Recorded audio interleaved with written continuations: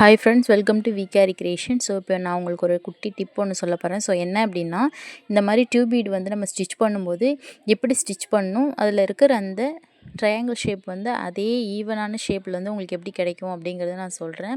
So இப்போ வந்து 2 bead வந்து நான் வந்து இப்போ எடுக்கிறேன், கட் பீடு வந்து எடுக்கிறேன். ஸோ கட் பீடில் வந்து நம்ம ஸ்டிச் பண்ணும்போது கொஞ்சம் கேர்ஃபுல்லாகவே ஸ்டிச் பண்ணிக்கோங்க. ஸோ இதில் வந்து ஃபஸ்ட்டு வந்து பீடுக்கான ஸ்டிச் வந்து நம்ம போடுறோம், பீடுக்கான லாக் வந்து கொடுக்குறோம். நெக்ஸ்ட்டு வந்து அடுத்து ஒரு குட்டி லாக் ஒன்று அங்கேயே கொடுக்கணும்.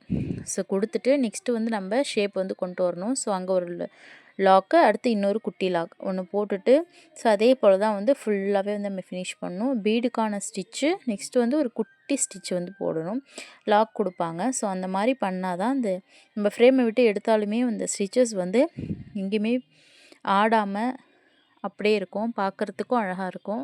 ஸோ ஷேக்கினஸ் வந்து இல்லாமல் இருக்கும். ஸோ இந்த மாதிரி பண்ணும்போது, ஸோ இந்த மாதிரி உங்களுக்கும் யூஸ்ஃபுல்லான வீடியோ வேணும்னா நம்ம சேனலை சப்ஸ்கிரைப் பண்ணிக்கோங்க. வேறு ஏதாவது டவுட் இருந்தால் கமெண்ட் பாக்ஸில் கமெண்ட் பண்ணுங்கள்.